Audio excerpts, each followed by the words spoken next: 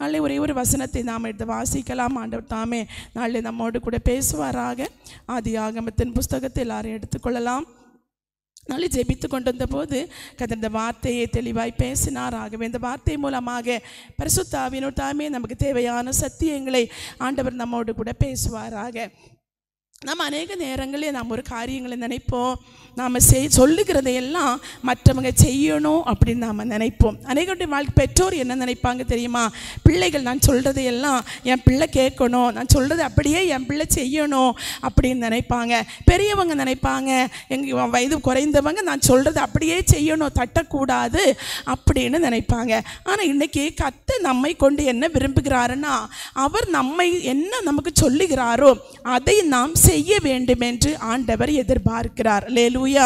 அநேக நேரங்களிலே நாம் ஆண்டவர் நமக்கு சொல்லுகிற காரியங்களை நாம் தவற விடுகிறதுனால, செய்யாமல் போகிறபடினாலே அநேக காரியங்களே வாழ்க்கையிலே தோல்விகளை சந்திக்கிற நிலைமைகள் நம்முடைய வாழ்க்கையிலே வருகிறது. இன்றைக்கு ஒரு வாக்குத்தத்தமான செய்தியாக இராமல் இருந்தாலும் நிச்சயமாகவே ஆவியானவர் அவருடைய சித்தத்தின்படியே அடிமையை நடத்துவாராக. நமக்கு தேவையான வார்த்தைகளை பரிசுத்த ஆவியானவர் தாமே நம்மோடு கூட பேசுவாராக. எல்லாரும் எடுத்துக்கொள்ளலாம். ஆதியாகமத்தின் புஸ்தகம் 6ஆம் அதிகாரம் அதனுடைய 22வது வசனம். நோவா அப்படியே செய்தான், தேவன் தனக்கு கட்டளையிட்டபடியெல்லாம் அவன் செய்து முடித்தான். அல்லேலூயா.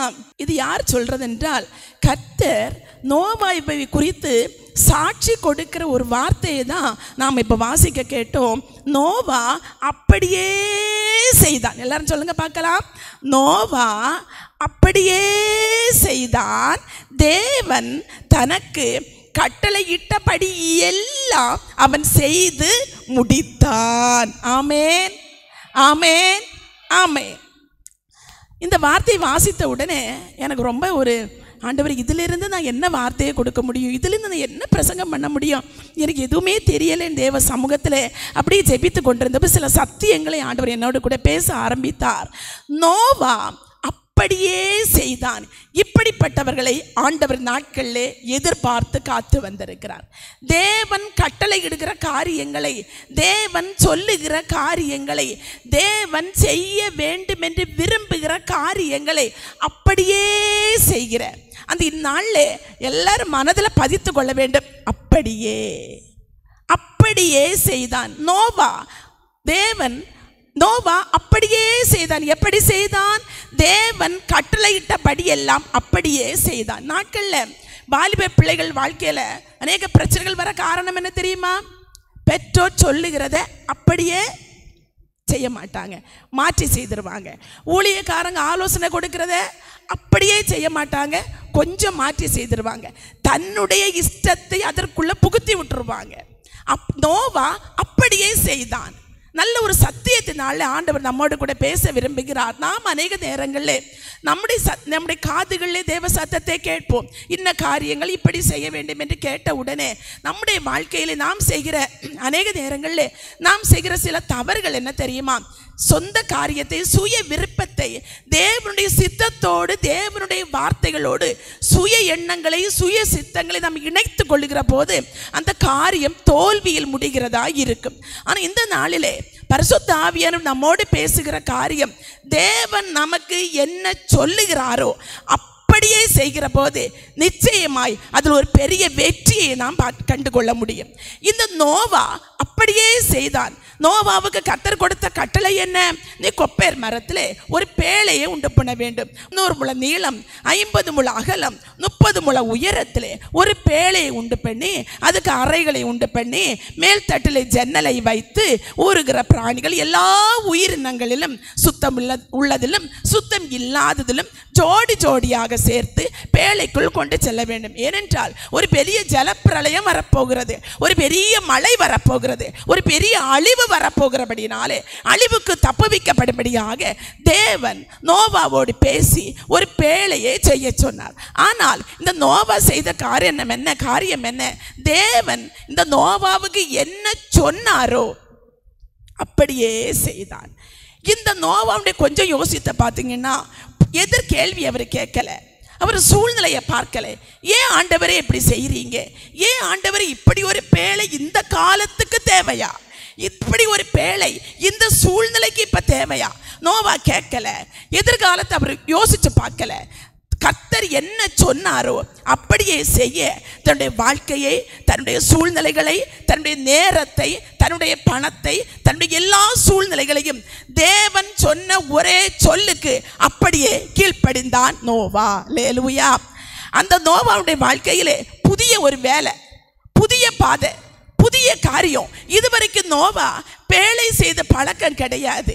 இதுவரைக்கும் நோவா இப்படிப்பட்ட காரியத்தை செய்த பழக்கம் இல்லாத நோவா ஒரு புதிய பாதை, புதிய ஒரு பாதை வழியாக புதிய தொழில், புதிய காரியத்தினூடாக நோவா செல்லும்படியாக இந்த நோவாவோடு ஆண்டவர் சொல்லுகிறார். நம்முடைய வாழ்க்கையிலே ஒரு புதிய பாதை வழியாக ஒருவேளை இப்படி போராட்டம் கூட புதுசாக கூட இருக்கலாம். ஆனால் கர்த்தர் சொல்லிட்டாருன்னா ஜெயமாய் முடிய பண்ணுவார். கர்த்தர் ஒரு பாதை வெளி, புதிய பாதை வெளி, தெரியாத பாதை, தெரியாத ஜனங்களாக இருக்கலாம், தெரியாத தொழிலாக இருக்கலாம், தெரியாத காரியமாக இருக்கலாம், தெரியாத பிசினஸாக இருக்கலாம். எதுவோ கர்த்தர் செய்ய சொல்லிட்டாருன்னா கர்த்தர் நிச்சயம் உங்களை உயர்த்த வல்லமை உள்ளவராக இருக்கிறார். கர்த்தர் நீங்கள் ஊழியத்துக்கு போகிற இடத்துல தெரியாத ஜனமாக இருக்கலாம், தெரியாத இடமா இருக்கலாம், புரியாத பாஷையா இருக்கலாம். கர்த்தர் சொல்லி கொண்டு போயிட்டாருன்னா நிச்சயமா என் தெய்வம் உயர்த்தி நடத்த அவர் வல்லமை உள்ளவராய் இருக்கிறார். அருமையான அன்பு பிள்ளைகளே, அன்பு தேவ ஜனமே, ஆண்டவர் நம்மில் என்ன விரும்புகிறாரோ, நம்மை கொண்டு என்ன செய்ய விரும்புகிறாரோ உடனே அது அப்படியே கீழ்ப்படுகிற போது, ஒரு சின்ன பிள்ளை மாதிரி, சின்ன பிள்ளைகிட்ட தண்ணிக்குள்ள சாடுன்னு சொன்னா சாடிரும், தீயில சவுட்டுன்னா சவுட்டு இருக்கு தெரியாது, அந்த பிள்ளைக்கு எதுவுமே தெரியாது, சொன்னதை கேட்டு அப்படியே செய்யும். அதான் சொல்லப்பட்டிருக்கிறது, சிறு பிள்ளையை போல மாற வேண்டும். தேவன் நமக்கு என்ன சொல்லுகிறாரோ அப்படியே கீழ்ப்படுகிற போது, அப்படியே நாம் செய்கிற போது தேவன் தருகிற ஆசீர்வாதம் என்ன தெரியுமா? அதே ஆதியாகமம் 7ஆம் அதிகாரம் 1 வசனத்தை வாசிக்கலாம். கர்த்தர் நோவாவை நோக்கி, நீயும் உன் வீட்டார் அனைவரும் பேழைக்குள் பிரவேசியுங்கள், இந்த சந்ததியில் உன்னை எனக்கு முன்பாக நீதிமானாக கண்டு. அல்லேலூயா. எத்தனை பேர் சந்தோஷப்படுறீங்க? இந்த சந்ததியில் நோவாவை பார்த்து சொன்னார். எந்த நோவாவை பார்த்து சொன்னார் தெரியுமா? நோவா அப்படியே செய்தான். தேவன் தனக்கு என்ன கட்டளையிட்டாரோ, தேவன் தனக்கு என்ன செய்ய சொன்னாரோ அப்படியே செய்த நோவாவை பார்த்து ஆண்டவர் என்ன சொன்னார் தெரியுமா? உன்னை இந்த சந்ததியில் நீதிமானாக கண்டேன். நம்மை பார்த்து கர்த்தர் சொல்ல வேண்டிய காரியம், இந்த சந்ததியிலே, இந்த தேசத்திலே, இந்த குடும்பத்திலே, இந்த பட்டணத்திலே, இந்த தெருவிலே, நீ வாழுகிற இந்த காலகட்டத்திலே உன்னை என் கண்கள் நீதிமானாய் காண வேண்டும். யார் யாரெல்லாம் தேவ கட்டளைக்கு கீழ்ப்படுகிறார்களோ, யார் யாரெல்லாம் தேவ சித்தத்துக்கு ஒப்பு கொடுக்கிறார்களோ, யார் யாரெல்லாம் கர்த்தர் தனக்கு என்ன சொல்லுகிறாரோ அப்படியே செய்கிறவர்களை தான் கர்த்தர் நீதிமானாக பார்க்கிறார். கர்த்தர் நீதிமானாக பார்க்கிறார். அருமையான அன்பு ஜனமே, அன்பு சகோதரனே, சகோதரியே, கர்த்தர் நம்மை பார்த்து நீதிமான் என்று சொல்ல முடியுமா? எவ்வளவோ நேரங்களில் தேவ அழைப்பை கேட்டோம், தேவ சத்தத்தை கேட்டோம், தேவ தரிசனங்களை பார்த்தோம், எவ்வளவோ காரியங்களை தேவன் நம்மை கொண்டு செய்ய வேண்டிய காரியங்களை தேவன் தெளிவாய் திட்டமாய் நமக்கு உணர்த்தினதுக்கு அப்புறமும் எவ்வளவோ நேரங்களே சோர்ந்து போய் தேவனுக்கு பிரியமில்லை, தேவன் நம்மை கொண்டு செய்ய நினைத்த காரியங்களை செய்யாதபடிக்கு பின்வாங்கி போயிருக்கிறோமே. ஆனால் கிருபை நம்மை நாள் வரைக்கும் உயிரோடு பாதுகாத்து தேவ சமூகத்தில் ஆண்டவர் கொண்டு வந்திருக்கிறாரே. ஆனால் நோவாவை கர்த்தர் அந்த சந்ததியில் நீதிமானாக கண்டார். அருமையான அன்பு ஜனமே, இன்றைக்கு நம்மை கர்த்தர் நீதிமானாக பார்க்க விரும்புகிறார். ஒருவேளை நாம நினைக்கலாம், நோவா சொல்லி இருக்கலாம், ஆண்டவரே இது கொஞ்சம் மாற்றி அமைச்சிடலாமே, 300க்கு 50 முழம் தேவையில்லையே, 300க்கு 50 கொஞ்சம் குறைவல்லா இருக்கு, 300 முழம் நீளத்துக்கு 100 முழம் அகலம் இருந்தால் கொஞ்சம் நல்லா இருக்குமே அப்படின்னு ஆலோசனை சொல்லி கொடுக்க போகலை. நாம் அநேக நேரங்களில் ஆண்டவருக்கு ஆலோசனை சொல்லி கொடுக்குறவர்களா இருப்போம். ஆண்டவரே நீங்க சொல்றது நல்லா தான் இருக்கு, ஆனால் கொஞ்சம் சேஞ்ச் பண்ணிடுங்க ஆண்டவரே, இதை கொஞ்சம் மாற்றி அமைச்சிருங்க, இந்த முக்கு கொஞ்சம் சரியில்லை, இந்த இடத்துல ஜன்னல் வந்துடக்கூடாது, கொஞ்சம் பக்கத்தில் ஜன்னல் வந்தால் நல்லா இருக்கும். நாம ஆண்டவருக்கு ஆலோசனை கொடுக்கிறவர்களாக அல்ல, கர்த்தர் என்ன சொல்லுகிறாரோ, கர்த்தர் என்னை கொண்டு என்ன செய்ய விரும்புகிறாரோ, எனக்கு என்ன சொல்லுகிறாரோ அப்படியே செய்தான். எதை கர்த்தர் சொல்லுகிறாரோ அப்படியே நாம செய்கிற போது கர்த்தர் நம்முடைய வாழ்க்கையில் அற்புதத்தை செய்வார். அநேக காரியங்களை கர்த்தர் உணர்த்துகிறார். தேவன் நம்ம எங்க ஆராதிக்க சொல்லி இருக்கிறோம் அங்க ஆராதிக்கணும். என்ன செய்ய சொல்லியிருக்கிற அப்படியே செய்கிற போது, கொஞ்சம் கூட ஒரு புள்ளி வள்ளி கூட மாற்றாம செய்கிற போது, இந்த சந்ததியில் நீதிமானாக பார்ப்பார். இந்த சந்ததியில் நீதிமானாக பார்ப்பார். இந்த வசனம் எனக்கு தெளிவாக ஞாபகத்துக்கு கர்த்தர் ஒரு காரியத்தை உணர்த்துகிறாரு. இஸ்ரேல் ஜனங்கள் ஆராதனைக்காக எருசலேமிலே போய் ஆராதிக்க வேண்டும். ஆனால் அந்த காலகட்டங்களில் அந்த ஒரு ராஜா அந்த யெரொபெயாம் ராஜா நினைக்கிற அந்த பொன் கன்றுக்குட்டியை செய்து வச்சு ஜனங்கள் இவ்வளவு தூரம் போய்விட கூடாது என்று அவர் செய்த ஒரே ஒரு காரியத்தின் நிமித்தமாக பாவம் அந்த இஸ்ரேல் ஜனங்களுக்குடைய கடந்து வந்தது. கடந்த நாட்களில் இது எதுக்கு எனக்கு ஆண்டு உணர்த்துறான்னு தெரியல. ஒரு காரியத்தை இவ்வாறாக வாசித்தேன். சபையை நேசிக்கிறவர்கள் தூரமாயிருந்தாலும் ஆராதனைக்கு வருவார்கள். சபையை நேசிக்காதவர்கள் அருகாமையில் இருந்தாலும் ஆண்டவரை ஆராதிக்க மாட்டார்கள். எனக்கு அது கொஞ்ச நேரம் ஒரு துணுக்கு மாதிரி அது வாசித்தேன். ரொம்ப நேரம் அது ஒரு யோசிச்சு பார்த்துட்டே இருந்தேன். எத்தனை பேருக்கு நான் சொன்னது புரிஞ்சிட்டு? சபையை ஆண்டவரை நேசிக்கிறவர்கள், தேவனை நேசிக்கிறவர்கள், தேவன் எந்த சபையில நம்மை நிலைநிறுத்தி இருக்கிறாரோ சபை தூரமாயிருந்தாலும் ஆராதனைக்கு வருவாங்களாம். ஆண்டவரை நேசிக்காதவங்க, சபையை நேசிக்காதவங்க பக்கத்தில் இருந்தால் கூட ஆராதிக்க மாட்டாங்களாம், ஆராதனைக்கு வர மாட்டாங்களாம். அல்லேலூயா. அருமையான தேவ பிள்ளைகளே, கர்த்தர் நமக்கு என்ன சொல்லுகிறாரோ, நம்மை கொண்டு என்ன செய்கிறாரோ, என்ன செய்ய சொல்லுகிறாரோ அப்படியே கீழ்ப்படியே நாம் பழகி கொள்ளுகிற போது நம்முடைய சந்ததியில் இருக்கிற காலகட்டத்தில் ஆண்டவர் நம்மை நீதிமானாக பார்க்க விரும்புகிறார். அநேக நேரங்களில் சில பேருக்கு ஆண்டவர் தரிசனத்தில் உங்களை எழுப்பி ஜெபிக்க வைப்பார். சில நேரங்களில் சில பேருக்கு சுவிசேஷத்தை அறிவிக்கும்படியே கர்த்தர் உங்களை ஏவுவார். அந்த காலகட்டத்தில் நீங்கள் தடுமாறுகிற ஒவ்வொரு நொடியும் யாரோ ஒருவர் மரணத்தை சந்திக்கிறவர்களாக இருப்பார்கள். ஒரு சம்பவத்தை சொல்லுகிறேன். ஒரு தேவ மனுஷன் ஒரு முறை இரவு ஊழியத்தை முடித்துவிட்டு ரொம்ப வேதனை, அவருக்கு ரொம்ப டயர்ட் ஆயிட்டாரு. ரூமில் வந்து படுத்துட்டாரு. இரவு நேரத்தில் 12 மணிக்கு ஆண்டவர் தட்டி எழுப்பினார். ஆவியானவர், எழும்பு, நீ பக்கத்து 2 ரூம் தள்ளி இருக்கிற அந்த அறையில் போய் இந்த கதவை தட்டு அப்படின்னு சொன்னார்.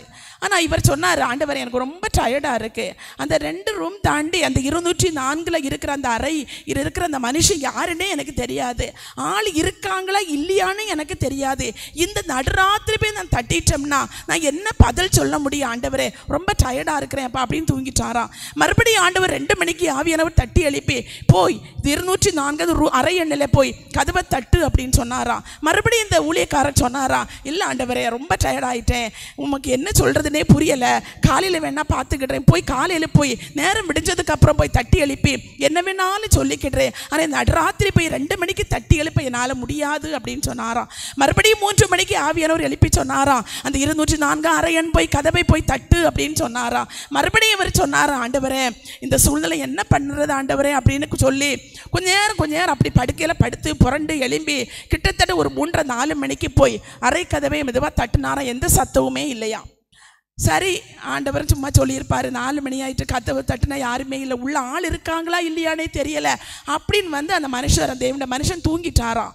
காலையில் எழும்பி தன்னுடைய அறை கதவை திறந்து தூங்கி முழிச்சு காலையில் எழும்பி வெளியே வந்து பார்த்தா வெளியே அநேகர் அங்கேயும் போய்கொண்டே இருக்கிறார்கள். போலீஸ் எல்லாம் வந்திருக்கிறாங்க. என்னன்னு விசாரித்து பார்த்தா அதே 204 அந்த அறை எண்ணில் இருக்கிற அந்த மனுஷன் தற்கொலை செய்து கொண்ட அந்த மரித்த சடலத்தை வெளியே தூக்கி கொண்டு வருகிறதே தன்னுடைய கண்ணால் பார்த்தாராம். கண்ணால் பார்த்து விட்டு அந்த மனிதனோடு ஓடி போய் அந்த போலீஸ்காரங்க போயிட்டே இருக்கிறாங்க. அந்த மரித்த சடலத்தினுடைய காலை அந்த பிடித்து கொண்டு ஓவென்று கத்தி ஆள ஆரம்பிச்சு சொன்னாராம், இந்த மனுஷனுடைய சாவுக்கு நான் தான் காரணம் அப்படின்னு சொன்னாராம். யாருக்கு எதுவும் புரியலை. என்னடா சொல்ற, அந்த மனுஷன் தற்கொலை பண்ணி செத்திருக்கிறாரு, இதுக்கு நீ எப்படி காரணமாக முடியும், இந்த மனுஷன் உனக்கு தெரியுமா, எனக்கு தெரியாது, இவருக்கு ஊரு தெரியுமா, தெரியாது, இவர் எங்க உள்ளவர் தெரியுமா, தெரியாது, இவருக்கு பேரு தெரியுமா, தெரியாது, ஆனா இந்த மனுஷனுடைய சாவுக்கு நான் தான் காரணம்னு கத்தினாராம். அப்பதான் கேட்டாங்களா, எப்படி நீ காரணம் என்று சொன்ன உடனே சொன்னாராம், என் தெய்வம் ராத்திரி 3 முறை என்னை தட்டி எழுப்பினார், ஒரு மனுஷர் 204 அறை என் கதவை தட்டி என்று நான் கீழ்ப்படியாதபடினாலே ஒரு ஆத்மா இன்றைக்கு இந்த நரகத்துக்கு போய்விட்டது. அருமையான அன்பு ஜனமே, இந்த சாட்சியை கேட்டு அந்த ஹோட்டலுடைய லாட்ஜை நடத்தி கொண்டு அந்த ஓனர் ரட்சிக்கப்பட்டதாக சொல்லப்பட்டிருந்தது. அருமையான அன்பு பிள்ளைகளே, நாம் தாமதிக்கிற ஒவ்வொரு நொடிகளும் தேவன் நமக்கு செய்கிற கட்டளைகளை அப்படியே நாம் கீழ்ப்படியாதபடினாலே எத்தனையோ ஆத்துமாக்களை இழந்திருக்கிறோம். இந்த வசனத்தை எடுத்த உடனே எனக்கு ஆவியானவர், நான் கொஞ்ச நேரம் உட்கார்ந்து தேவ சமூகத்தில் அப்படியே என்னை தற்பரிசோதனை பண்ண ஆரம்பித்தேன். ஆண்டவரே, நீங்கள் சொன்னதுபடியெல்லாம் நான் செய்திருக்கிறேனா, எவ்வளவு நேரங்களில் நீங்கள் சொன்னதுபடி செய்ய நான் தவறி இருக்கிறேன் ஆண்டவரே, எவ்வளோ நேரங்கள் இவ்வளோ தரிசனங்களை தந்திருக்கிறீங்க, இவ்வளோ உணர்த்தி இருக்கிறீங்க, இவ்வளோ காரியங்களை எனக்கு உணர்த்தி இருக்கு. ஆனால் அந்த சூழ்நிலைகள்லாம் எவ்வளோ நேரங்களில் நீர் எனக்கு கற்பித்தபடியெல்லாம் செய்ய நான் தவறி விட்டிருக்கிறேன் ஆண்டவரே. நான் தவறுகிற ஒவ்வொரு நொடியும் எத்தனையோ ஆத்துமாக்கள் நரகத்துக்கு நேராய் போய்கொண்டிருக்கிறேன். அருமையான அன்பு ஊழியக்கார பிள்ளைகளே, அன்பு சகோதரனே சகோதரியே, தேவன் நமக்கு கட்டளையிடுகிற ஒவ்வொரு நொடியும் நான் தவறுகிற தாமதிக்கிற ஒவ்வொரு நொடியும் ஆத்துமாக்களை இழந்து கொண்டே இருக்கிறோம். தேவ திட்டத்தை புறக்கணிச்சுட்டே இருக்கிறோம். தேவன் மனஸ்தாபம் அடைகிறவராய் காணப்பட்டு கொண்டே இருக்கிறாரே. நம் மீது தேவன் வைத்த அன்பை இழக்கிறவர்களாக நாம இருக்கிறோமே. இன்றைக்கு ஒரு தீர்மானத்தோடு, ஆண்டவரே நீர் என்ன செய்ய விரும்புகிறீரோ, நீர் எனக்கு என்ன கட்டளை கொடுக்கிறீரோ, எனக்கு என்ன சொல்லுகிறீரோ அப்படியே செய்ய என்னை ஒப்பு கொடுக்கிறேன்னு சொல்லி நான் உண்மையிலேயே நாம் ஜெபிக்கிற போது அவர் நம்முடைய வாழ்க்கையில் எல்லாவற்றையும் செய்து முடிக்க வல்லமை உள்ளவராயிருக்கிறார். நாம் அவருக்கு ஆலோசனை கொடுக்கிறவங்க அல்ல. மோசேயை பார்த்தீங்கன்னா சகல சாஸ்திரத்திலும் கற்று தேர்ன ஒரு மோசே. ஆனால் மோசேயை பார்த்து ஆண்டவர் கட்டளை கொடுக்கிறார். இஸ்ரவேல் ஜனங்களை வழிநடத்தி கொண்டு வருகிற போது ஆசரிப்பு கூடாரம் இப்படி செய்ய வேண்டும், தகன பலிபீடம் இப்படி செய்ய வேண்டும், ஆரோனுடைய வஸ்திரங்கள் இப்படி இருக்க வேண்டும் என்று அநேக முறைகளை, அநேக மாதிரிகளை ஆண்டவர் மோசேக்கு கட்டளையிடுகிறார். அந்த யாத்திராகமம் 40ஆம் அதிகாரத்தில் அநேக வசனங்கள் சொல்லப்பட்டிருக்கிறது. மோசே கர்த்தர் கற்பித்தபடியே செய்தான், கற்பித்தபடியே செய்தான், கற்பித்தபடியே செய்தான். அந்த யாத்திராகமம் 40ஆம் அதிகாரத்தில் 16வது வசனம், 20வது வசனம், 23வது வசனம், 24வது வசனம், 26, 28, 32 இந்த வசனங்களை எல்லாம் பார்க்கிற போது சொல்லப்பட்டிருக்கிறது, கர்த்தர் கற்பித்தபடியே மோசே செய்தான், கர்த்தர் கற்பித்தபடியே மோசே செய்தான். சகல சாஸ்திரங்களிலும் கற்று தேறின மோசே கொஞ்சம் கூட ஆண்டவருக்கு அவர் ஐடியா கொடுக்க விரும்பலை. 40 வருஷம் இருந்து எகிப்தினுடைய சகல சாஸ்திரங்களையும், எந்த சாஸ்திரம், எல்லா சாஸ்திரமும், கடல் சாஸ்திரமா, கட்டட சாஸ்திரமா, எல்லா சாஸ்திரமும் தெரியும். எல்லா சாஸ்திரமும் தெரிஞ்ச மோசே கூட கொஞ்சம் கூட முகமுகமாய் பேசினது. ஆண்டவர் மோசே முகமுகமாய் பேசிட்டு இருக்காங்க. ஃப்ரெண்ட்ஸு போல கிட்ட உட்கார்ந்து ஃப்ரெண்ட்ஸ் கிட்ட பேசுறது மாதிரி முகமுகமாய் பேசின ஒரு தேவனுடைய மனுஷன் தான் இந்த மோசே. ஆனா அந்த மோசே கூட சகல சாஸ்திரங்களையும் கற்றுத்தெரிந்த மோசே, தேவனை முகமுகமாய் பார்த்து பேசின மோசே கூட தேவனுக்கு ஆலோசனை கொடுக்க விரும்பல. ஆனா நாம எத்தனை பேர் யோசிக்கிறீங்க, எவ்வளவோ நேரங்கள்ல ஆண்டவருக்கு நாம் ஆலோசனை கொடுக்க துணிகரம் கொள்ளுகிறவர்களா இருக்கிறோம். பரிசுத்த ஆவியானவர் தெளிவாய் நம்மோடு கூட பேசுகிறார். மோசே அப்படிப்பட்டவன் அல்ல, எங்கு உண்மை உள்ளவனாக கர்த்தர் மாற்ற ஒரே ஒரு காரணம், ஆண்டவருடைய வார்த்தைக்கு அப்படியே கீழ்ப்படிந்தான். நடந்தது என்ன தெரியுமா?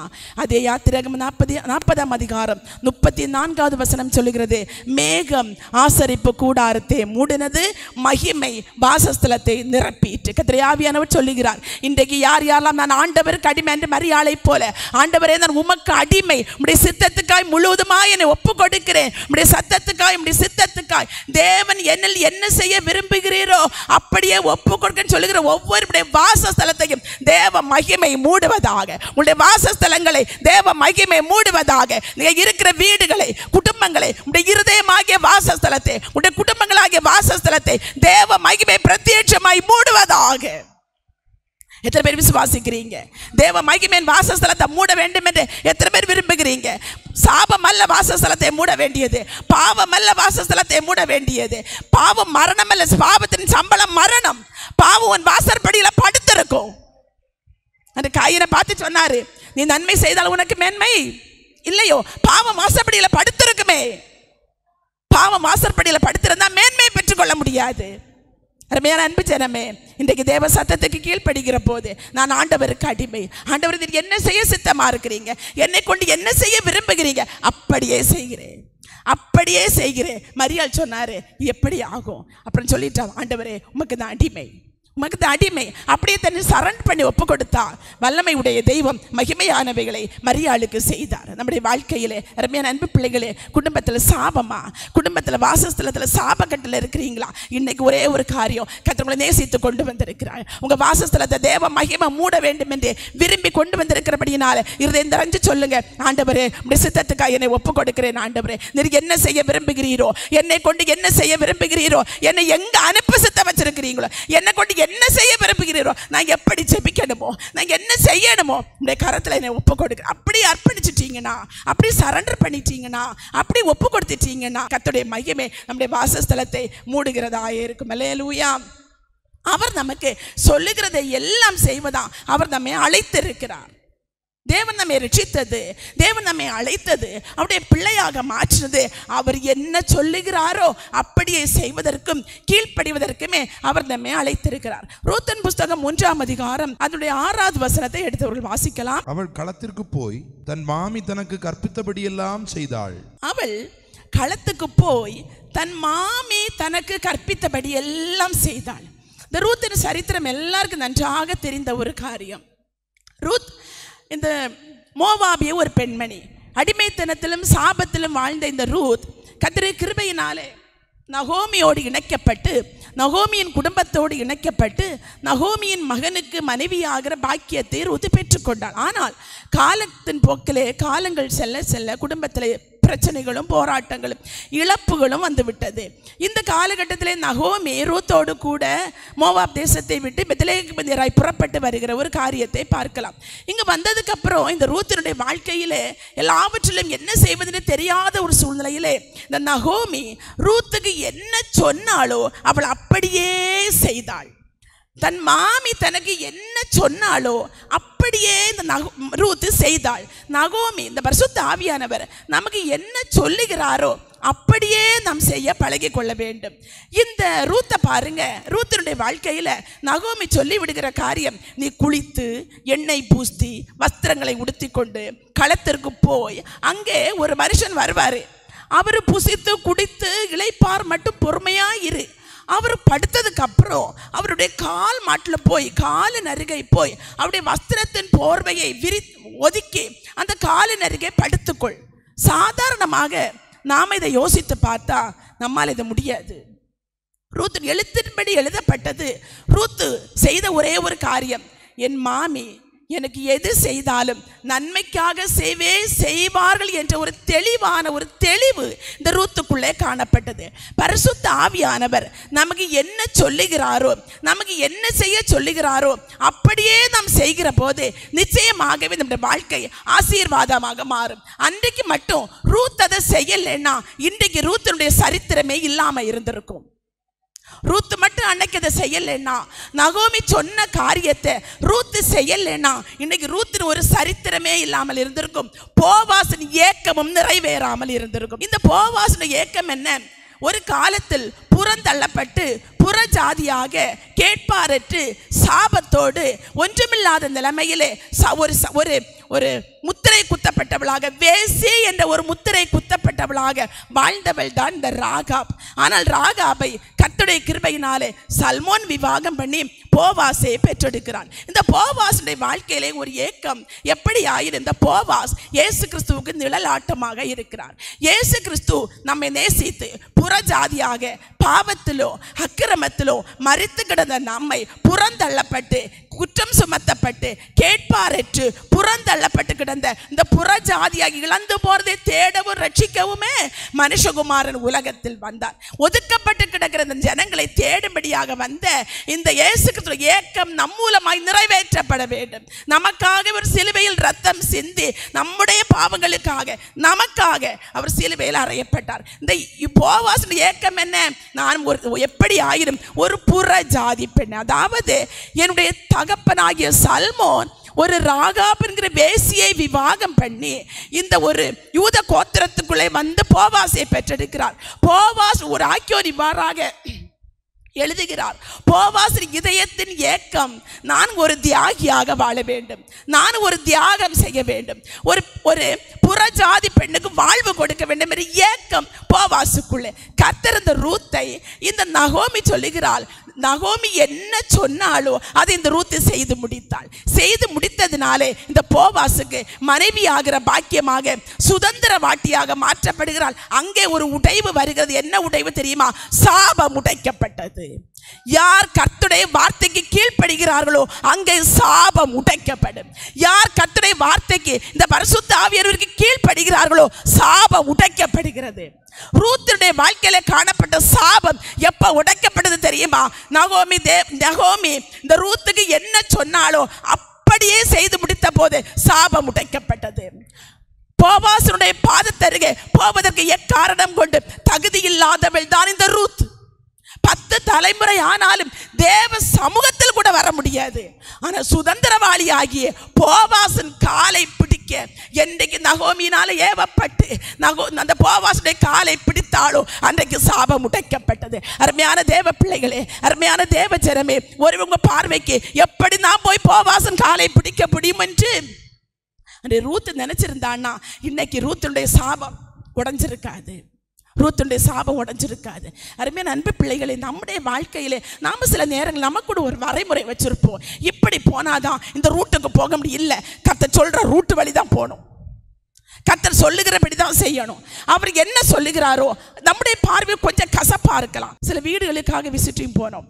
அப்போ ஒரு வீட்டில் போய் பாஸ்டர் ஒரு தம்பிக்காக பேசிட்டு இருந்தாங்க. அப்போ சொன்னாங்க, எப்பா நான் இப்போ சொல்றது நெல்லிக்காய் மாதிரி இருக்கும், கொஞ்சம் கசப்பாக தான் இருக்கும், ஆனால் அதுக்கப்புறம் பரிசுத்த ஆவியை தண்ணி குடிச்சிட்டேன்னா ரொம்ப இனிக்கும் அப்படின்னு சொன்னாங்க. எனக்கு அது ரொம்ப பிடிச்சிட்டு இந்த வார்த்தை. பரிசுத்த ஆவியாகிய தண்ணீரை நீ குடிக்கணும். அநேக நேரங்களில் நெல்லிக்காய் கசக்க தான் செய்யும், கசக்கும். ஆனால் தண்ணி குடிக்காமல் இருந்துட்டீங்கன்னா அந்த இனிப்பு தெரியாமல் போயிடும்.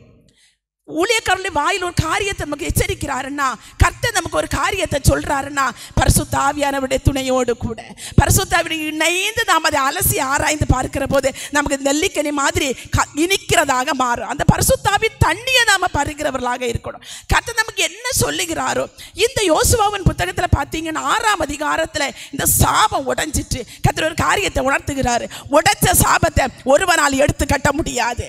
நீங்க தேவன் உங்களுக்கு சொல்லுகிறதை செய்து முடிக்கிற போது எந்த சாபமாயிருந்தாலும் சாபத்தை கர்த்தர் உடைப்பார். உடைச்ச சாபத்தை ஒருவனால் எடுத்து கட்டவே முடியாது. யோசுவா 6ஆம் அதிகாரத்தில் எரிகோ அடைக்கப்பட்டு இருக்கிறது. அடைக்கப்பட்ட எரிகோ முன்னேறி போக முடியல.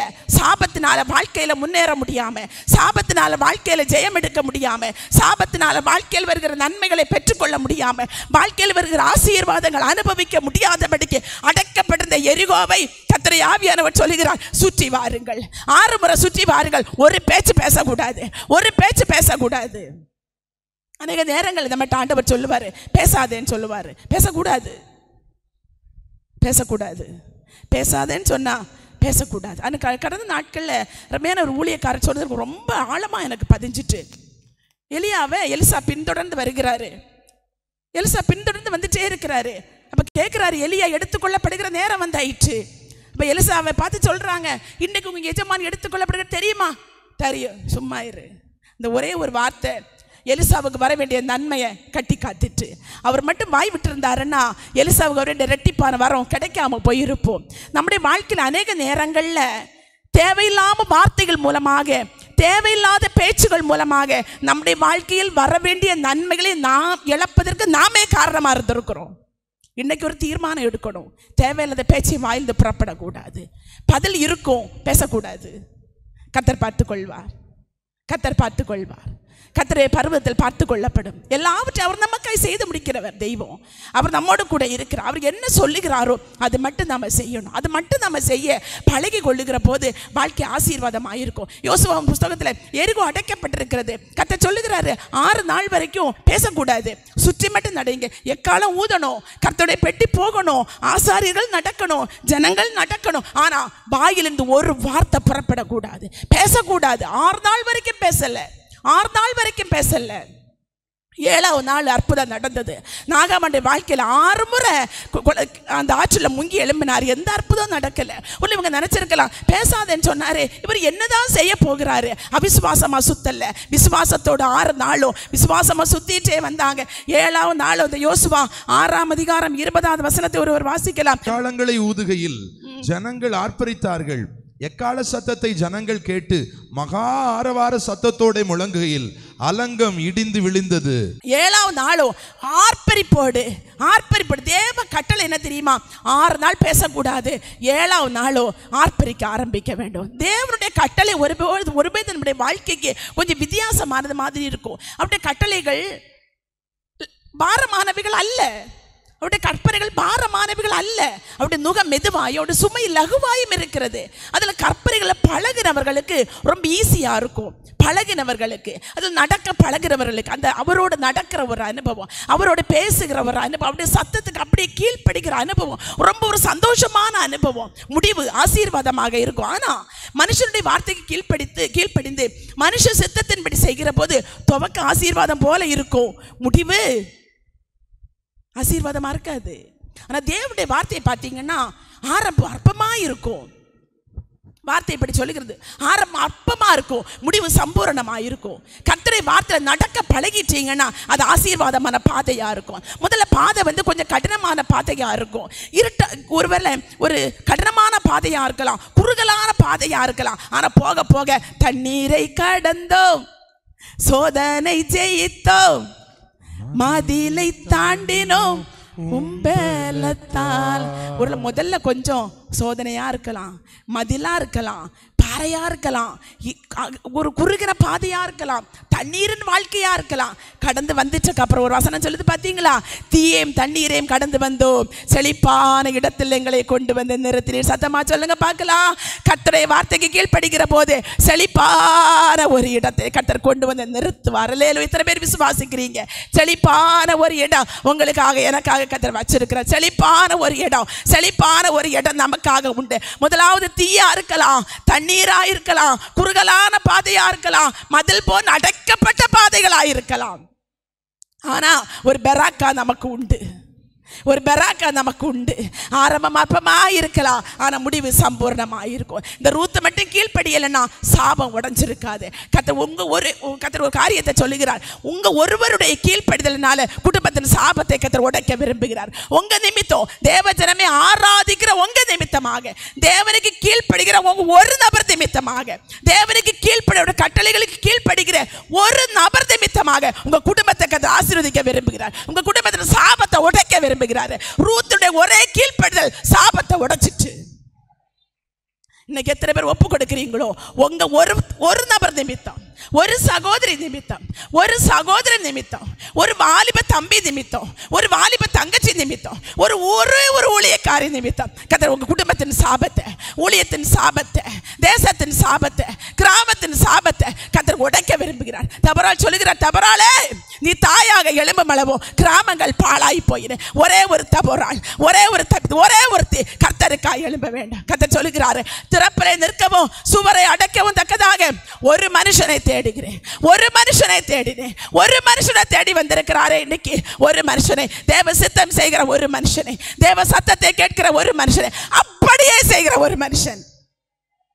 அப்படியே எதிர்கேள்வி கேட்காம இப்படி நடக்கும், அப்படி நடக்குமா, எப்படி முடியும்? இல்லை, கர்த்தர் செய்வார், கர்த்தர் நடத்துவார். கர்த்தர் அழைத்தவர், அவர் உண்மை உள்ளவர், அவர் என்னை கரம் பிடித்தவர், என்னை வெட்கப்படுத்த விட மாட்டார், என்னை கைவிட மாட்டார். நீங்க நினைக்கிறீங்க என் தேசத்துல நான் ஒரே ஒருத்தி தான் வருகிறேன்னு சொல்றீங்களா? உங்களை கொண்டுதான் உங்க தேசத்துக்கு விடுதலை, உங்களை கொண்டுதான் உங்க குடும்பத்துக்கு விடுதலை வரும். காரணம் தேவ சத்தத்துக்கு கீழ்ப்படுகிற உங்க ஒருவரை தான் கர்த்தருடைய ஆவியானவர் தேடி வந்திருக்கிறார். நம்முடைய சூழ்நிலை ஒரு நமக்கு சாதகம் இல்லாமல் இருந்தால் அவர் நமக்கு என்ன சொல்லுகிறாரோ அப்படியே நம்ம கீழ்ப்படுகிற போது அவர் பெரிய காரியங்களை செய்ய வல்லமை உள்ளவரார். அந்த யோவான் புஸ்தகம், கானா ஒரு கல்யாண வீட்டில் பார்த்தீங்கன்னா யோவான் புஸ்தகம் 2ஆம் அதிகாரத்தில் அற்புதம் நடக்கிற ஒரு நேரம். ஆனால் மரியாள் சொல்றாங்க, இயேசுவே அங்கே திராட்சரசம் தீர்ந்துட்டு என்ன செய்ய போகிறீங்க? திராட்சரசம் தீர்ந்துட்டு, திராட்சரசம் குறைவு போட்டுட்டு அப்படின்னு சொன்னோடனே ஆண்டவர் சொல்றாரு, என் வேலை இன்னும் வரவில்லை. மரியாள் சீஷர்ல பார்த்து சொல்றாரு, அவர் உங்களுக்கு என்ன சொல்லுகிறாரோ அதன்படி செய்யுங்க, அவர் உங்களுக்கு என்ன சொல்லுகிறாரோ அதன்படி செய்யுங்கள் சொல்லிக்கொண்டு இயேசு என்ன செய்தார் தெரியுமா? எல்லாருக்கும் தெரிஞ்ச காரியம் தான். வெளியில் இருக்கிற 6 கற்சாடிகளை நிரப்ப சொல்றாரு. சீஷர்கிட்ட சொல்றாரு, 6 கற்சாடிகளை சுத்தம் பண்ணிருங்க, 6 கற்சாடிகளை தண்ணீர்னால நிரப்புங்கன்னு சொன்ன நேரத்தில் இந்த சீஷர்கள் கேள்வி கேட்டிருந்தாங்கன்னா, அந்த இடத்துல உண்மையிலே நான் இன்னைக்கு யோசிச்சு பார்த்தேன், நான் அந்த இடத்துல இருந்தோம்னா என்ன யோசிச்சு பார்த்துருப்பேன், ஆண்டவரே என்ன ஆண்டவரே கிட்ட போய் நம்ம ரொம்ப ஃப்ரெண்டாக இருந்த முகமாக இப்படி ஏசப்பா என்ன ஆண்டவர் இப்படி செய்கிறீங்க அப்படின்னு கேட்டிருப்போம். ஆனால் சீஷர்கள் கேட்கல, அப்படியே கீழ்ப்படிஞ்சாங்க. 6 கற்சாடி நிறைய தண்ணீர்னால நிரப்புறாங்க. திராட்சை ரசம் நிரம்பி வழிகிற அளவுக்கு, அந்த வீட்டினுடைய குறைவு நிறைவாகிற அளவுக்கு ஆண்டவர் மாற்றி விட்டார். அல்லேலூயா. இதிலிருந்து கர்த்தர் ஒரு காரியத்தை நமக்கு சொல்றாரு. நாம் ஆண்டவருடைய கற்பனைகளுக்கு கீழ்ப்படுகிற போது, ஆண்டவர் நமக்கு சொல்லுகிற காரியங்களை அப்படியே செய்கிற போது, புறந்தள்ளப்பட்டு கிடக்கிற கற்சாடிகள் அவருடைய ரத்தத்தினால நிரப்பப்படும், திராட்சை ரசத்தினால நிரப்பப்படும். நாம எவ்வளவோ நேரங்களில் கேட்காம இருக்கிறதுனால தான் இன்னைக்கு கற்சாடி வெளியே கிடக்கு, இன்னைக்கு கற்சாடி வெளியே கிடக்கு, இன்னைக்கு கற்சாடி நிரப்பப்பட முடியல, இன்னும் கற்சாடி சுவையினால நிரப்பப்பட முடியல, இன்னும் கற்சாடி திராட்சை ரசத்தினால நிரப்பப்பட முடியல, இன்னும் கற்சாடி இயேசு ரத்தத்தினால நிரப்பப்பட முடியாதபடிக்கு காரணம் நீங்களும் நானும் அவர் சொல்லுகிறதை செய்யாமல் இருக்கிறதுனாலே, அவர் சொல்லுகிறதை செய்யாமல் இருக்கிறதுனால தான் இன்னைக்கு கற்சாடி வெளியே கிடக்கு. அந்த சீஷர்கள் கீழ்ப்படிஞ்சிட்டாங்க, அவர் சொன்னதை அப்படியே செய்தாங்க. 6 கற்சாடிகளுடைய தண்ணீரும் நிரப்பப்பட்டது, 6 கற்சாடிகள் சுத்தமாக்கப்பட்டது, 6 கற்சாடிகள் தண்ணீரினால் நிரப்பப்பட்டது, அவருடைய ரத்தத்தினால நிரப்பப்பட்டது, திராட்சை ரசத்தினால நிரப்பப்பட்டது. குறைவுகள் நிறைவானது, குறைவு நிறைவானது. இன்றைக்கு நம்முடைய கீழ்ப்படிதல் எங்கே ஒரு குறைவை நிறைவாக்க போகிறது. நம்முடைய அர்ப்பணிப்பு ஏதோ ஒரு குடும்பத்தின் குறைவு நிறைவாக்கப்பட போகிறது. நம்முடைய அர்ப்பணிப்பு ஒரு கிராமத்தின் குறைவு நிறைவாக்கப்படுகிற போது, நம்முடைய அர்ப்பணிப்பு ஒரு தேசத்தினுடைய குறைவு நிறைவாக்கப்பட போகிறது. எத்தனை பேர் இன்றைக்கு அர்ப்பணிக்கிறீங்க? ஆண்டவரே, என்னுடைய ஒரே ஒரு சின்ன கீழ்ப்படிதல், என்னுடைய ஒரு சின்ன ஒரு கீழ்ப்படிதல் ஒரு குறைவு நிறைவாக்கப்பட போகிறது. ஒரு சின்ன ஒரு அர்ப்பணிப்பு ஒரு பெரிய குறைவு நிறைவாக்கப்பட போகிறது. என்னுடைய ஒரு கீழ்ப்படியாம, என்னுடைய ஒரு அர்ப்பணிக்காத தன்மை தான் இன்றைக்கு ஒரு எந்த ஒரு குடும்பத்தில் ஏதோ ஒரு கிராமத்தில் ஒரு பெரிய அழிவு வரப்போகிறது. விசுவாசிகளா நாம வந்திருக்கிறோம், ஊழியக்காரிகளா வந்திருக்கிறோம், தேவ பிள்ளைகளா வந்திருக்கிறோமே. ஆண்டவரே, என்னை கொண்டு என்ன செய்ய விரும்புகிறீங்க? என்னை கொண்டு என்ன செய்ய விரும்புகிறீங்க? பூர்ணமாய் அர்ப்பணிக்கிற போது இயேசு கிறிஸ்து சீஷர்களை பார்த்து சொன்னாரு, ஒரு கழுதை குட்டியும் கட்டப்பட்டு கிடக்கிறது, கட்டவிழ்த்து கொண்டு வாருங்கள். சீஷர்கள் போய் இயேசு கற்பித்தபடியே செய்தார்கள், கற்பித்தபடியே செய்தார்கள். இது ஏன் அவிழ்க்கிறேன்னு கேட்டா அவங்க சொன்ன ஒரே ஒரு பதில், இது ஆண்டவருக்கு வேண்டும், இது ஆண்டவருக்கு வேண்டும். இன்னைக்கு ஆண்டவர் சொல்லுகிறாரு, கட்டப்பட்டு கிடக்கிற கழுதை குட்டிகள் ஆண்டவருக்கு வேண்டுமானா நீங்கள் நான் கர்த்தருடைய கற்பனைகளுக்கு கீழ்ப்படிய வேண்டும். அவருடைய கட்டளைகளுக்கு கற்பனைகளுக்கு கீழ்ப்படுகிற போது கர்த்தர் என்ன செய்கிறாரோ, என்ன சொல்ல விரும்புகிறாரோ அப்படியே அர்ப்பணிக்கிற போது கட்டப்பட்டு கிடக்கிற கழுதை குட்டிகளும் கட்டவிழ்க்கப்படும். இன்னைக்கு அநேக கழுதை குட்டிகள் கட்டவிழ்க்கப்படுவதாக, இயேசு கிறிஸ்து பிரயாணம் படுகிற கழுதைகளாய் மாற்றப்படுவதாக. அநேக கழுதைகள் யாரை சுமக்கணும்னு தெரியல, யாரை சுமக்கணும்னு தெரியல, அரசியல்வாதியை சுமந்துட்டு இருக்கு, சினிமா நட்சத்திரங்களை சுமந்துட்டு இருக்கிற கழுதைகள் இன்றைக்கு ஆண்டவரை சுமக்கிற கழுதைகளாய் மாற்றப்பட வேண்டும். எத்தனையோ கழுதைகள் தேவையில்லாத காரியங்களை சுமந்துட்டு இருக்கு, போதைகளை சுமந்துட்டு இருக்கு, கஞ்சாக்களை சுமந்துட்டு இருக்கு. நேற்றைக்கு ஒருத்தங்க எனக்கு ஒரு வாட்ஸ்அப்பில் அனுப்பி விட்டாங்க, ஒரு சின்ன ஆரஞ்சு கலர் ஒரு ஸ்ட்ராபெரி கலரில் ஒரு முட்டாசு, பார்க்கவே ரொம்ப அழகா இருக்கு, சின்ன சைஸ் முட்டாசு, வாயில போட்டாலே அது பஞ்சு வெடிக்கிற மாதிரி வெடிச்சிருமா, அவ்வளவு டேஸ்டா இருக்குமா. புதிய வடிவில் கஞ்சா உருவாக்கப்பட்டிருக்கிறது, ஸ்கூல் பிள்ளைகளுக்காக உருவாக்கப்பட்ட கஞ்சா மிட்டாய், ஸ்கூல் பிள்ளைகளுக்காக. பிள்ளைகளுக்கு தெரியாது, 5 ரூபாய்க்கு முட்டாசு வாங்கி சாப்பிடும், அதுக்குள்ள என்ன இருக்கு தெரியுமா? கஞ்சா. தேசம் போகிற நிலைமை. நாம கீழ்ப்படியலைன்னா இயேசுவை சுமக்க வேண்டிய கழுதை கஞ்சாவை சுமக்குது, இயேசுவை சுமக்க வேண்டிய கழுதை அரசியல்வாதியை சுமக்குது, இயேசுவை சுமக்க வேண்டிய கழுதை சினிமா நட்சத்திரங்களை சுமக்குது. நாம செய்ய வேண்டியதை செய்யாது அப்படின்னா நம்ம பார்த்து ஆண்டவர் சொன்னாரே 1 மணி நேரமாவது ஜெபிக்க கூடாதா என்று. எவ்வளவு நேரம் நாம ஜெபிக்கிறோம், எவ்வளவு நாள் நாம ஜெபிக்கிறோம்? ஆண்டு நம்ம பார்த்து சொல்லி சோதனைக்கு உட்படாத விழித்திருந்து ஜெபம் பண்ணுங்கள். 1 மணி நேரம் ஜெபிக்க கூடாதா? ஒரே 1 மணி நேரம் கேட்கிறாரு, 1 மணி நேரம் ஜெபிக்க கூடாதா? ஜெபிக்கிறோமா? ராத்திரி ஜெபிக்க சொல்றாரு, ஜெபிக்கிறோமா? ஜெபிக்காதபடினால இயேசுவை சுமக்க வேண்டிய கழுதை குட்டியும் வேற எதையோ சுமக்குது. இன்னைக்கு சொல்லலாம், ஆண்டவரே, நீர் என்னை கொண்டு என்ன செய்ய விரும்புகிறீரோ, நீங்க என்ன சொல்லுகிறீரோ அப்படி என்னை கீழ்ப்படிய ஒப்பு கொடுக்கிறேன். ஆண்டவரே, ஜெபிக்க சொல்றீங்க, நான் ஜெபிக்கிறேன். மற்றொரு சுவிசேஷம் அறிவிக்க சொன்ன அறிவிக்கிறேன். ஆண்டவரே, எனக்கு தாளந்து கட்ட தந்திருக்கிறேன். நீங்க நினைக்கலாம் எனக்கு ஒரு தாளந்து இல்லைன்னு நினைக்கிறீங்களா? ஒரு தாளந்து கூட இல்லாம இந்த மனுஷன் உலகத்துல ஒருவருமே அவர் படைக்கல. 2 தாளந்து நிச்சயமாக இருக்கும். நீங்கள் நானும் புதைக்க பிறந்தவர்கள் அல்ல. நீங்கள் நானும் தாளந்தை புதைக்க பிறந்தவர்கள் அல்ல. 2 தாளந்து இருக்குதா, 4 தாளந்தா மாற்றணும், பயன்படுத்தணும். 4 தாளந்து இருக்குதா, 5 தாளந்து இருக்கா, 10 தாளந்தா மாற்றணும், பயன்படுத்தணும். பயன்படுத்துகிற போதுதான் நம்ம அவர் பெரிய காரியங்களை செய்ய முடியும். சீக்கிரமாய் முடிக்க போகிறேன். ஒரே ஒரு காரியத்தை நான் சொல்றேன்.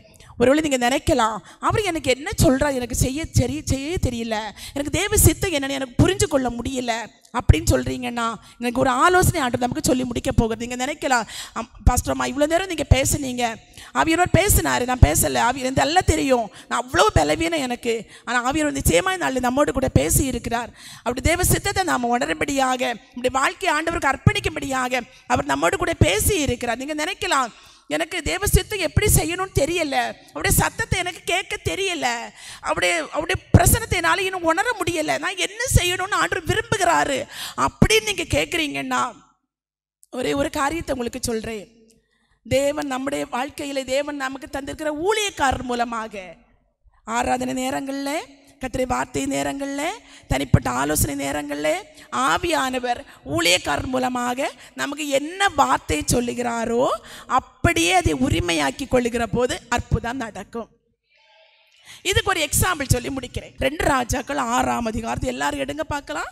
2 ராஜாக்கள் 6ஆம் அதிகாரம் அதனுடைய 7வது வசனத்தை ஒருவர் வாசிக்கலாம். அதை எடுத்துக்கொள் என்றான். அப்படியே அவன் தன் கையை நீட்டி அதை எடுத்துக்கொண்டான். இந்த 2 ராஜாக்கள் 6ஆம் அதிகாரத்தில் ஒரு அழகான ஒரு சம்பவம் சொல்லப்பட்டிருக்கிறது. இந்த எலிசா தீர்க்கதரிசியை பார்த்து தீர்க்கதரிசிகள் புத்திரர் சொல்றாங்க, நமக்கு இருக்கிற இடம் நெருக்கமா இருக்கு, அதனால ஒரு கூடாரம் நமக்கு போட வேண்டும் என்று சொன்ன உடனே எல்லாரும் மரங்களை வெட்டுவதற்காக கோடாரிகளை எடுத்துக்கொண்டு எல்லாரும் தண்ணீர் மரங்களை வெட்டுவதற்காக போகிறார்கள். யோர்தான் வரைக்கும் வந்த உடனே எல்லாரும் மரங்களை வெட்ட ஆரம்பிச்சுட்டாங்க. ஒரு மனுஷன், ஒரு தீர்க்கதரிசிகள் புத்திரர் ஒருவர் இந்த மரங்களை வெட்ட ஆரம்பிச்ச உடனே உடைய கோடாரி தண்ணீருக்குள்ள விழுந்துச்சு. தண்ணீருக்குள்ள விழுந்த உடனே இந்த மனுஷன் சொல்றாரு, மனுஷன் சொல்லப்பட்டிருக்கிறது, அவன் கூவினான், அவன் கூவுகிறான். அந்த கூவுதல் என்று சொல்லுகிறது ரொம்ப ஒரு அலறி துடிக்கிறாரு. நான் இரவலா வாங்கப்பட்டது எனக்கு கைவிட்டு போயிட்டே என்று அவன் அலறி துடிக்கிறான். அந்த சூழ்நிலையில தான் இந்த எலிசா கர்த்தருடைய மனுஷன் சொல்லுகிறாரு, ஒரு கொப்பை வெட்டி அந்த தண்ணீர்ல போட்டு இரும்பை மிதக்க பண்ணி அந்த தீர்க்கதரிசி புத்திரரை பார்த்து சொல்றாரு, உன் கையை நீட்டி எடுத்துக்கொள். அது வரைக்கும் அந்த இழந்து போன நன்மையை, அந்த இழந்து போன அந்த சந்தோஷத்தை, இழந்து போன ஆசீர்வாதத்தை எப்படி பெற்றுக்கொள்ள வேண்டும் என்று அந்த மனுஷனுக்கு தெரியவில்லை. ஆனால் தேவனுடைய மனுஷன் சொல்லுகிறார், ஒரு மரத்தை வெட்டி போட்டு தண்ணீர்ல இரும்பை மிதக்க பண்ணி உன் கையை நீட்டி அதை எடுத்துக்கொள். அந்த 7 வாசிக்க கேட்ட வசனம் சொல்லுகிறது, அவன் அப்படியே தன் கையை நீட்டி எடுத்துக்கொண்டான். தேவனுடைய வார்த்தை நமக்கு நேராய் ஊழியக்காரர் மூலமாக வருகிற போது அப்படியே சொல்லுங்க பார்க்கலாம், அப்படியே கையை நீட்டி எடுத்துக்கொண்டான். அப்படியே கையை நீட்டி எடுத்துக்கொண்டான். தேவன் நமக்காய் வைத்திருக்கிற ஆசீர்வாதங்கள் ஊழியக்காரர் மூலமாக, வாக்குத்தத்தங்களாக, தீர்க்க தரிசனங்களாக, செய்தி வேளையிலே, பாடல் வேளையிலே, ஆராதனை வேளையிலே வெளிப்பட்டு வருகிற போது தேவ பிள்ளைக்கு நாம் செய்ய வேண்டிய காரியம் அப்படியே எடுத்துக்கொள்ள வேண்டும். சத்தமாய் சொல்லுங்க பார்க்கலாம், அப்படியே எடுத்துக்கொண்டான். கூவுதல் நின்று போனது, இழந்தது திரும்ப கிடைத்தது. அல்லேலூயா. யார் யாருடைய வாழ்க்கையிலே தேவ வார்த்தைக்கு அப்படியே கீழ்ப்படுகிறீர்களோ, தேவனுடைய வார்த்தைக்கு அப்படியே கீழ்ப்படுகிறீர்களோ, தேவனுடைய ஊழியக்காரர் மூலமாக வருகிற வார்த்தைகளுக்கு அப்படியே கீழ்ப்படுகிறீர்களோ, பாடல் வகுதிகளில், ஆராதனை நேரங்களில் அருமையான ஊழியக்கார பிள்ளைகளை கொண்டு ஆண்டவர் பயன்படுத்துகிற போது, அப்படியே எடுத்துக்கொள்ளுகிற போது அற்புதம் நடக்கும்.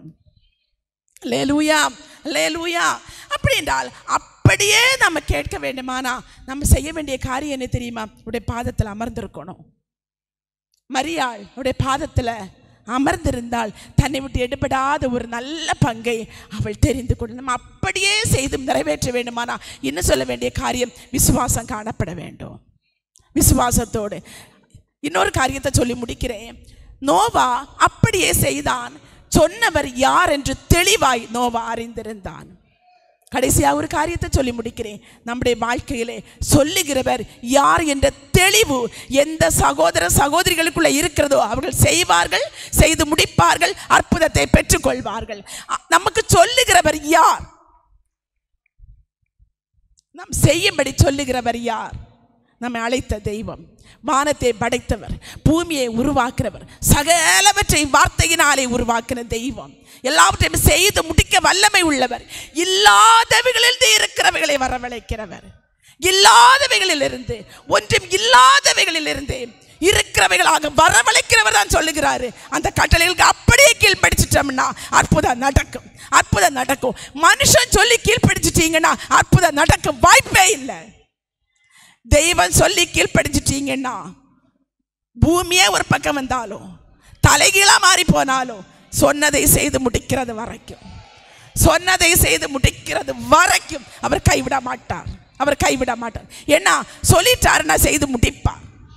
அவர் சொல்லியும் செய்யாதிருக்கிற மனுஷன் அல்ல, அவர் மனபாரம் அனுபுத்திரன் அல்ல, உங்களை என்ன போல ஒரு மனுஷன் அல்ல, அவர் தெய்வம், அவர் சர்வ வியாபி, சர்வ வல்லமை உள்ள தெய்வம், மகத்துவம் உள்ள தெய்வம். அவர் சொல்லியும் செய்யாதிருக்கவே மாட்டார். எப்படி செய்வார் என்று தெரியாது, செய்வார். எனக்கு சொன்னதை செய்வார். அவர் எனக்கு சொன்னதை நான் செய்கிற போது, அவர் எனக்கு சொன்ன கட்டளைகளை கற்பனைகளுக்கு நாம் கீழ்ப்படிந்து நான் செய்கிற போது எனக்கு சொன்ன அத்தனை ஆசீர்வாதங்களையும், எனக்கு சொல்லப்பட்ட அத்தனை நன்மைகளையும், எனக்கு சொல்லப்பட்ட அத்தனை வாக்குத்தத்தங்களையும் ஒன்று கூட குறைவில்லாதபடிக்கு எனக்காய் செய்து முடிக்கிற என் ஒரு வசனம் இவ்வாறா சொல்லுங்க தெரியுமா? எனக்காய் யாவையும் செய்து முடிக்கிற உன்னதமான தேவனை நோக்கி கூப்பிடுகிறேன். எனக்காய் யாவையும் செய்து முடிக்கிற உன்னதமான தெய்வம். நோவா அப்படியே செய்து முடித்தான், மோசே அப்படியே செய்து முடித்தான், ரூத் அப்படியே செய்து முடித்தாள். சுதந்திரவாட்டியாக மாற்றப்பட்டு விட்டாள், மணவாட்டியாக மாற்றப்பட்டு விட்டாள். நீங்களும் நானும் அப்படியே செய்ய பழகுகிற போது, அப்படியே செய்ய பழகி கொள்ளுகிற போது அத்தனை நன்மைகளும் அத்தனை ஆசீர்வாதங்களும் வாழ்க்கையிலே வந்து பலிக்கும். சந்தேகமே வேண்டாம், சந்தேகமே வேண்டாம். அவர் சொல்லியும் செய்யாதிருக்கிறவர் அல்ல, அவர் வசனத்தை நிறைவேற்றாதிருக்கிறவர் அல்ல. நம்முடைய தவறு அவருடைய கட்டளைகளுக்கு அப்படியே நம்பல, அவருடைய கட்டளை அப்படியே கீழ்ப்படியாதபடியினால தான் காலதாமதங்கள். இன்றைக்கு அருமையாய் வந்திருக்கிற அன்பு பிள்ளைகளே, இன்றைக்கு ஒரு தீர்மானம். ஆண்டவரே என்ன சொல்லுகிறீரோ, நான் சூழ்நிலையை பார்க்க மாட்டேன், நான் மனுஷனை பார்க்க விரும்பல, சூழ்நிலையை நான் பார்க்க விரும்பல, நடக்குமா நடக்காத பார்க்க விரும்பல, மழையை பார்க்க விரும்பல, காற்று இல்லை மழை இல்லை, ஆனால் வாய்க்கால் நிரம்பும். சொல்லிட்டாருன்னா வாய்க்கால் நிரம்பும். வாய்க்காலை வெட்டுங்க, வெட்டிருங்க. காற்று இல்லை, மழை இல்லை, எனக்கு தெரியும் சொன்னவர் வல்லமை உள்ளவர். எனக்காக வாய்க்காலை வெட்ட சொல்லிட்டாருன்னா, இவ்வளவு பெரிய சபையை கட்ட சொல்லிட்டாருன்னா, சபை ஆத்துமாக்களை நிரப்ப என் தெய்வத்தால முடியும். எங்கிருந்து வருவாங்க தெரியாது, ஒரு காற்று போதும், பரிசுத்தாவின் காற்று போதும், பரிசுத்த அபிஷேக காற்று வீசப்பட்டா போதும். ரீஷக்கா நபோ ரீபாலாபா துரா சங்கான மௌனியாக்கபோ காடைகளால நிரப்ப என் தெய்வத்தால முடியும். எத்தனை பேர் விசுவாசிக்கிறீங்க? எத்தனை பேர் விசுவாசிக்கிறீங்க? அவர் கட்டிட்டாருன்னா அவர் நிரப்புவார், அவர் நிரப்புவார், அவர் நிரப்புவார். நம்மை கொண்டே நிரப்புவார், நம்முடைய கிராமத்தின் பிள்ளைகளை கொண்டே நிரப்புவார். நம்முடைய வாழ்க்கையில் நம்ம கீழ்ப்படுகிற போது அப்படி ஏக்கம் என்ன தெரியுமா? அப்படி இதே துடிப்பு என்ன தெரியுமா? தேச ஜனங்கள் விடுவிக்கப்படணும் வேண்டும், மக்கள் மனம் திரும்பணும், அவரை சுமக்கிற கழுதை குட்டிகளாக மாறணும், அவரை சுமக்கிறவர்களாக மாறணும். அந்த இதயத்தின் ஏக்கத்தை எத்தனை பேர் நிறைவேற்ற அர்ப்பணிக்கிறீங்களோ அத்தனை பேரையும் அவர் நிரப்ப, அவர் ஆசீர்வதிக்க, அவர் உயர்த்த, சுதந்திரவாளியாக மாற்ற அவர் வல்லமை உள்ளவராயிருக்கிறார். நோவா, எனக்கு ரொம்ப பிடிச்ச வசனம், நோவாவை இந்த சந்ததியில் நீதிமானாக கண்டேன். ஒரே ஒரு காரியம், நோவா அப்படியே செய்தான், அப்படியே செய்தான். இன்னைக்கு நாம தேவன் சொல்கிறது அப்படியே செய்ய எத்தனை பேர் ஒப்பு கொடுக்கிறோமோ? நீங்க ஒரு அப்படியே செய்கிறது யாரும் பார்க்காம இருக்கலாம், யாரும் பார்க்க வேண்டாம், கர்த்தர் பார்த்துக் கொள்வார். மனுஷன் கொடுக்குற சர்டிபிகேட் என்ன, கர்த்தர் பார்த்துக் கொள்வார். அப்படியே செய்திருங்களே, அப்படியே செய்திருங்களேன். ஒன்று கூட கூட்டவும் வேண்டாம், குறைக்கவும் வேண்டாம், அப்படியே செய்திருங்க, கர்த்தர் பார்த்துக் கொள்வார். அல்லேலூயா. இருக்கிற இடங்களே கண்களை மூடலாமே. உள்ளத்தின் ஆழத்திலிருந்து அன்பு தகப்பனே, நமக்கு நன்றி அப்பா, நன்றி பரிசுத்த ஆவியானவரே. நீங்க பேசினீரே எமக்கு நன்றி அப்பா. பலவீன நேரத்தில் கிருபை வெளிப்பட்டபடியால் நன்றி அப்பா. அப்படியே மகிமை எங்களை நிரப்பினபடியால் நன்றி அப்பா. ஆண்டவரே, கர்த்தர் ஒரு வார்த்தையை சொல்லி எல்லாரும் அப்படி முழங்கால் படி போடலாமே. வந்திருக்கிற ஒவ்வொரு பேரும் கர்த்தர் ஜெபிக்க உணர்த்துகிறார். வந்திருக்கிற ஒவ்வொரு பிள்ளைகளுக்காக, இந்த தேவ ஆலயத்துக்குள்ளே வந்து உட்கார்ந்து இருக்கிற ஒவ்வொரு பிள்ளைகளுக்காக கர்த்தர் ஜெபிக்க உணர்த்துகிறபடினாலே எல்லாரும் கண்களை மூடி உள்ளத்தின் ஆழத்தில் நீங்கள் உள்ள எந்த நிலைமையில வந்திருக்கலாம்.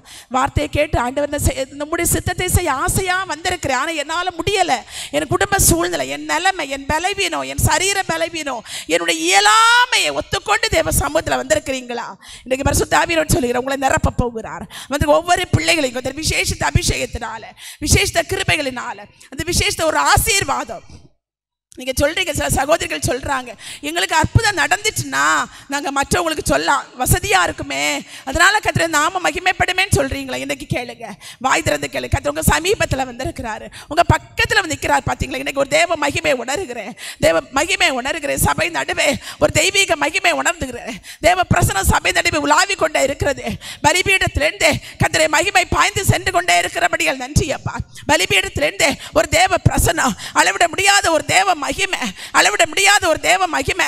கணுக்கால அல்ல, அல்ல முழங்கால அல்ல, இடுப்பளவு அல்ல, நீச்சல் ஆழத்துக்குள்ள அந்த நீச்சல் ஆழ தேவ மகிமை, நீச்சல் ஆழ தேவ பிரசன்னம், நீச்சல் ஆழ ஒரு தேவ அபிஷேகம், தேவ அபிஷேகம், தேவ அபிஷேகம். தேவன் சொல்லுகிற எல்லாவற்றுக்கும் கீழ்ப்படுகிற ஒரு தேவ அபிஷேகம் ஒவ்வொரு ஜனங்களை மூடுவதாக.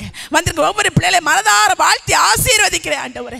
தேவ ஆசீர்வாதம் அன்பு பிள்ளைகள் நிறைவாய் தங்குவதாக, நிறைவாய் தங்குவதாக, நிறைவாய் தங்குவதாக. குறைவுகள் நிறைவாக்கப்படுவதாக, குறைவுகள் நிறைவாக்கப்படுவதாக, குறைவான அனுபவங்கள் மாறி போவதாக. ஆண்டவரே மக்கு நன்றி அப்பா, நன்றி ஆண்டவரே, நன்றி அப்பா, நன்றி அப்பா. வாய்க்கால் ஓரமாய் நடப்பட்ட மரங்களாக, அதன் காலத்தில் தப்பாமல் கனி கொடுக்கும்படியாக அவன் செய்வதெல்லாம் வாக்கியம். காரியத்தை அப்படி எழுதி காட்டுகிறார். வாய்க்கால் ஓரம் நடப்பட்டவன், யார் யார் விசுவாசிக்கிறீங்களோ, வாய்க்கால் ஓரம் நடப்பட்ட மரமாக, ஆற்றங்கரை ஓரமான மரமாக,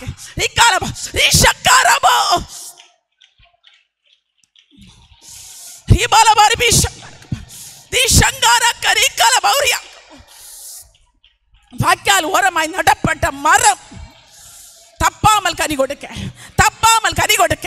அந்த தேவ மகிமை, அந்த தேவ அபிஷேகம், அந்த தேவ அபிஷேகம். சில பேரை சத்துருவின் கைது விடுவிக்க விரும்புகிறார், சத்துருவின் விடுவிக்க விரும்புகிறார். கொள்ளை பொருளை பலவான் கையிலிருந்து விடுவிக்க முடியாது. ஆனால் கர்த்தர் பராக்கிரமசாலியாக, பராக்கிரமசாலியாக சில குடும்பங்களை கர்த்தர் விடுவிக்க விரும்புகிறார். கர்த்தர் விடுவிக்கிறார், விடுவிக்கிற தேவக்கரம், சங்கிலிகளை உடைக்கிற தேவ மகிமை.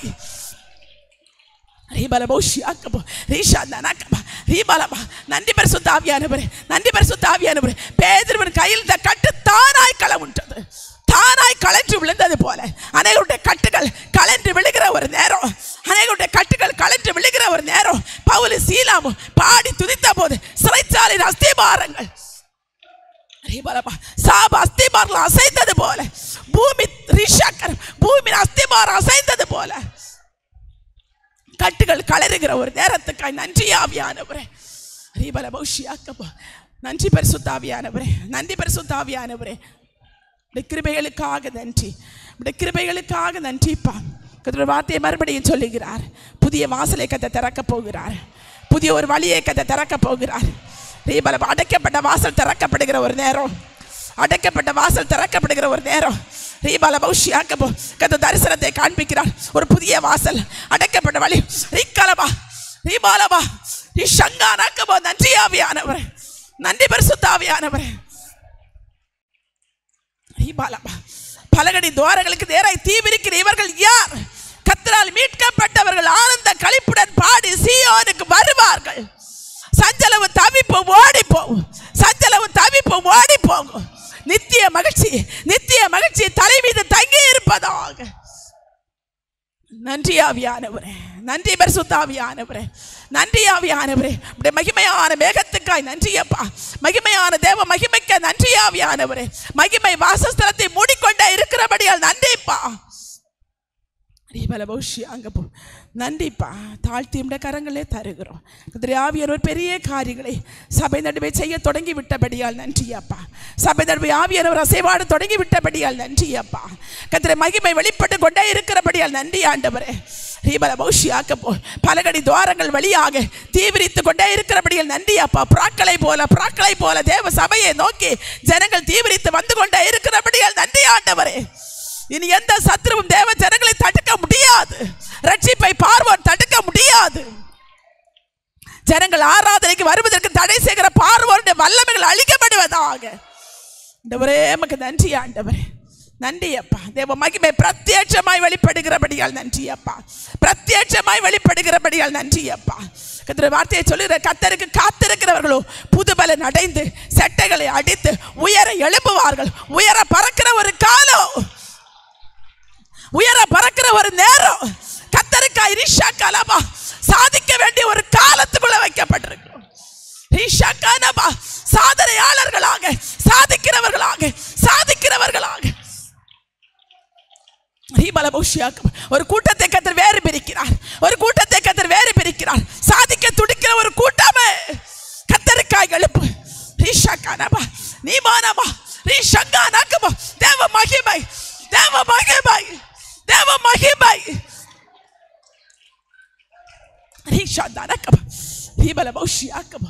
நன்றி பரிசுத்த ஆவியானவரே, நன்றி பரிசுத்த ஆவியானவரே, நன்றி ஆவியானவரே.